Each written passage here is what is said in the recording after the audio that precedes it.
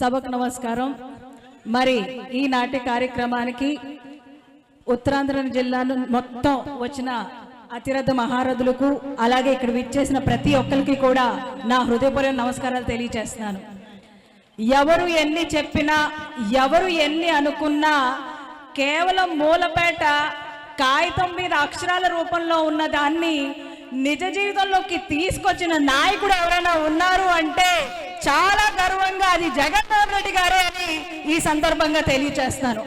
అసలు ఈ మూలపేట అవుతుందా అన్న సందేహం నుంచి ఖచ్చితంగా అవుతుంది అని చెప్పడానికి నిలువెత్తు సాక్ష్యమే ఆ రోజు సీఎంగా ఉన్నటువంటి జగన్మోహన్ రెడ్డి గారు శంకుస్థాపన చేయడమే దీనికి నిలువెత్తు సాక్ష్యమని ఈ సందర్భంగా తెలియజేస్తున్నాను। చాలా మంది అనుకుంటూ ఉంటారు ఈ శంకుస్థాపన అంటే కేవలం ఒక రాయి వేయడమే అని, కానీ కాదు। ఇది ఉత్తరాంధ్ర జిల్లాలోని అతి వెనకబడినటువంటి శ్రీకాకుళం జిల్లాలోని అభివృద్ధి తీసుకురావడానికి అది నాంది పలికిన రాయి। ఇక్కడ జీవితాలు బాగు చేసి నిర్వాసితులకు న్యాయం చేసి అలాగే ఇక్కడ ఉన్నటువంటి లాజిస్టిక్స్ ట్రేడ్స్ పెంచే విధంగా మరి ఏదైతే ఉందో మరి ఇక్కడ అందరినీ కూడా అభివృద్ధి తీసుకొని ముందుకు తీసుకెళ్ళడానికి జగన్మోహన్ రెడ్డి గారు అయితే ఎన్నో కార్యాచరణ చేసి ఆ రోజు 4,632 కోట్లతో మరి దీనికోసం నిధులను ఏర్పాటు చేసి శంకుస్థాపన చేయడం జరిగింది। ఈ రోజు నిజంగానే మనం అందరం ఒకటి ఆలోచించాల్సిన అవసరం ఎంతైనా ఉంది। జగన్మోహన్ రెడ్డి గారు చాలా దూరదృష్టితో ఆలోచించి ఆయన ఎన్నో సంకల్ప బలంతో ఎన్నో కార్యక్రమాలు చేశారు। కానీ ఈ సందర్భంలో ఒక్క మాట చెప్పదలుచుకుంటున్నాను।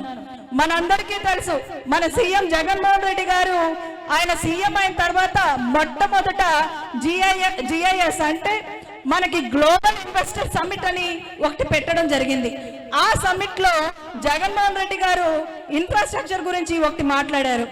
ఏమని చెప్పారంటే అక్కడ వచ్చిన ఇన్వెస్టర్స్ అందరికీ కూడా విభజితమైనటువంటి ఆంధ్ర రాష్ట్రం ఏదైతే ఉందో మరి ఈ ఆంధ్ర రాష్ట్రంలోని మాకు ఎలాంటి క్యాపిటల్ లేదు, అంటే హైదరాబాద్ లాగా కానీ బెంగళూరు లాగా కానీ చెన్నై లాగా కానీ మనకి ఇక్కడ ఎలాంటి క్యాపిటల్ లేదు, అది మా మైనస్ అవ్వచ్చు, కానీ మా ఇక్కడ ఉన్నటువంటి ఆంధ్ర రాష్ట్రానికి ఒక స్ట్రెంగ్త్ కూడా ఉంది అన్నారు।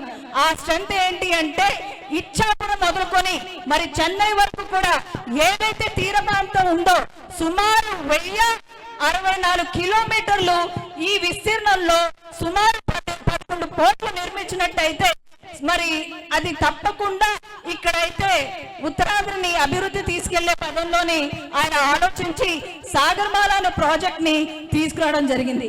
అదే విధంగా ఈ రోజు ఈ మూలపేటకి ఈ రోజు ఏదైతే ఈ పోర్టు వచ్చిందో ఇది చెప్పాలి అంటే ఏదైతే సౌత్ ఇండియా గేట్ మన ఇచ్చాపురం మనందరికీ తెలుసు, సౌత్ ఇండియాలో ఉన్నటువంటి 20 రాష్ట్రాలు ఏవైతే ఉన్నాయో ఇందాక సార్ చెప్పినట్టు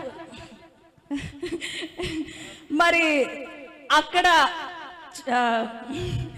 ఏవైతే ఉందో అక్కడ ఏదైనా సరే రవాణా చేయాలి అని అనుకుంటే మరి మన ఉత్తరాంధ్రకి మొట్టమొదటి ముఖద్వారమైనట్టు ఇచ్చాపురం నుంచి మరి మూలపేట పోర్టు సుమారు 80 కిలోమీటర్ల దూరంలో ఉంది। ఇది ఖచ్చితంగా రానున్న రోజుల్లో ఇది ఇండస్ట్రియల్ హబ్ అవడం గ్యారంటీ। మరి అదే కనుక జరిగితే ఇక్కడ మరి చాలా మందికి ఉద్యోగ అవకాశాలు లాజిస్టిక్స్ ట్రేడ్ పెరిగే అవకాశం ఉంది। మరి దీన్ని ఇప్పుడున్నటువంటి కూటమి ప్రభుత్వం ఏదైతే వచ్చిందో